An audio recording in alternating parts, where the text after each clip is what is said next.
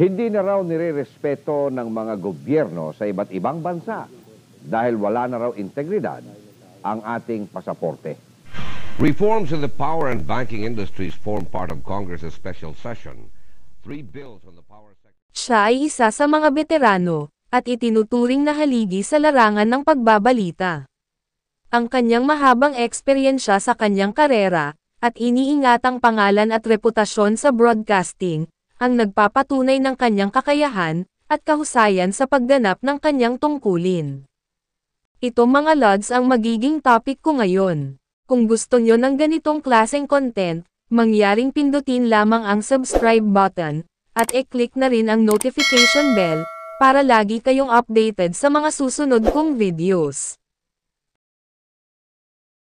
Halika't alamin natin ang kwento ng buhay at naging sanhi ng kamatayan ng isang veterano, at itinuturing na haligi sa larangan ng broadcasting, na si Kiko Evangelista.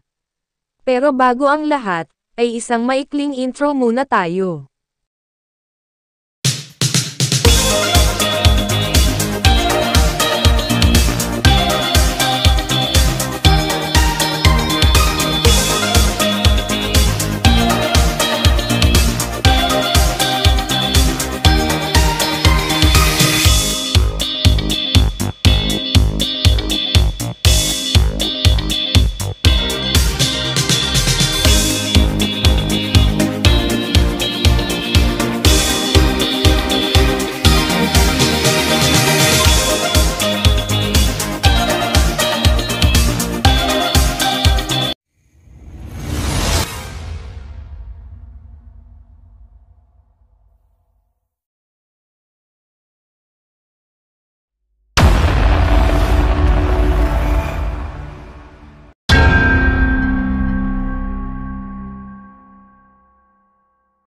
Si Francisco Frankie Furman Evangelista ay isang Pilipinong kolumnista sa pahayagan, broadcaster sa radyo at telebisyon ng Manila Chronicle mula 1956 hanggang 1975, IBC mula 1975 hanggang 1986, at ABS-CBN mula 1986 hanggang 2004. Siya ay ipinanganak noong July 24, 1934, sa Gapan, Nueva Ecija. Ang kanyang mga magulang ay sina Rogelio Almoyuela Evangelista at Jennifer Natividad Furman. Nagsimulang mag-aral si Kiko sa edad na 7 taon. Siya ay nag-aral ng kanyang elementarya sa Gapan. Sa High School of St. Joseph's College sa Quezon City naman niya tinapos ang kanyang high school noong 1952. At siya ay nagtapos ng kanyang kolehiyo sa University of the Philippines Diliman, sa kursong AB Communication and Journalism, noong 1956. Napangasawa niya si Patria Hipolito, at nagkaroon sila ng 4 na mga anak, kabilang na si Maricar. Noong 1957, nagsimula siyang magtrabaho bilang isang newscaster.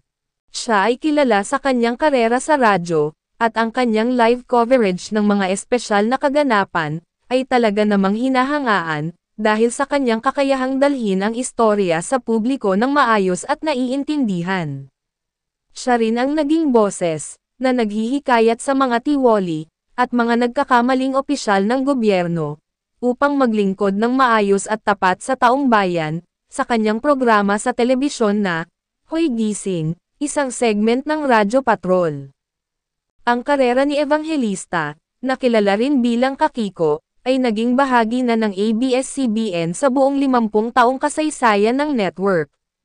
Unang natanggap bilang radio personality, naging mahalagang puwersa rin siya sa mga palabas sa telebisyon ng ABS-CBN, sa larangan ng pagbabalita, tulad ng TV Patrol, Hoy Gising, at maging ng entertainment, bilang executive producer, sa comedy show bago ang martial law, na Super Laugh-In.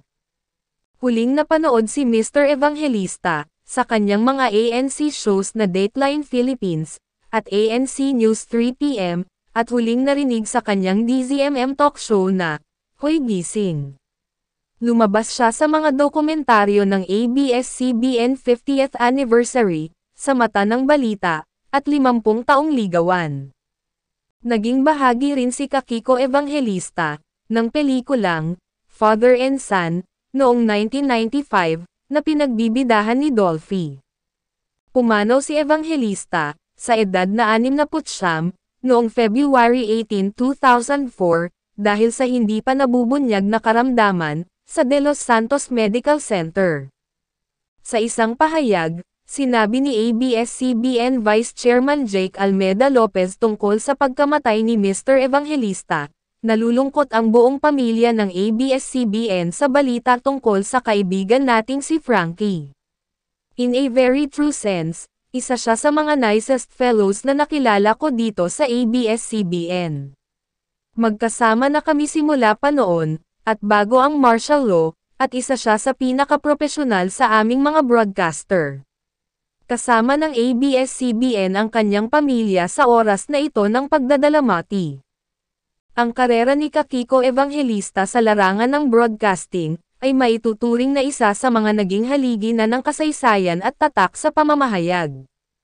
Ano't ano paman, ang nangyari sa buhay ng ating mga iniidolo, ay hinding-hindi kailanman matatawaran, ang kanilang mga naging ambag sa industriyang kanilang kinabibilangan, na minsan ang nagbigay sa atin ng saya, nagpangiti, nagpahanga, nagpaibig, at nagbigay inspirasyon sa ating kapwa.